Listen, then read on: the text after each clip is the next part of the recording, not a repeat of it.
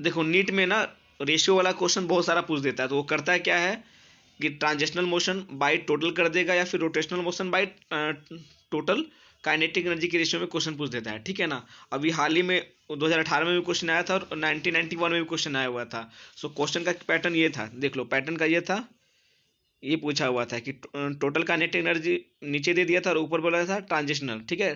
Transitional by total kinetic energy पूछा हुआ था। सो इसमें भी फॉर्मूला निकल सकता है, वो के स्क्वायर बाई आर स्क्वायर या 1 + k² बाई आर स्क्वायर लगाओगे तो आंसर निकल जाएगा, इजीली निकल जाता है, दिक्कत नहीं है। लेकिन इसका एकदम शॉर्ट सा ट्रिक क्या है वो मैं बता देता हूँ, ये देख लो। जैसे देखो क्या करना है, अगर रोटेशनल मोशन दे देगा, अगर ट्रांजिशनल मोशन का काइनेटिक एनर्जी पूछ देता है, ठीक है ना। तो जैसे कि सॉलिड स्फीयर यहाँ पे लिखा हुआ है, तो इसका moment of inertia centre about होता है 2/5 mr², ठीक है ना। सो जो अपर में जो 2 लिखा हुआ है ना, उसको हम लोग रोटेशन मानेंगे, ठीक है। अपर में जो 2 लिखा हुआ उसको रोटेशनल मानेंगे, और नीचे में जो 5 लिखा है उसको ट्रांजिशनल। अगर कंफ्यूजन होगा याद करने में तो याद रखना आर और टी, आर होता है रोटेशनल और टी होता है ट्रांजिशनल। सो पहले आर आता है फिर टी आता है, ठीक है ना। सो ऊपर वाला रोटेशनल नीचे वाला ट्रांजिशनल, और दोनों को ऐड कर दोगे तो टोटल हो जाएगा, ठीक है ना।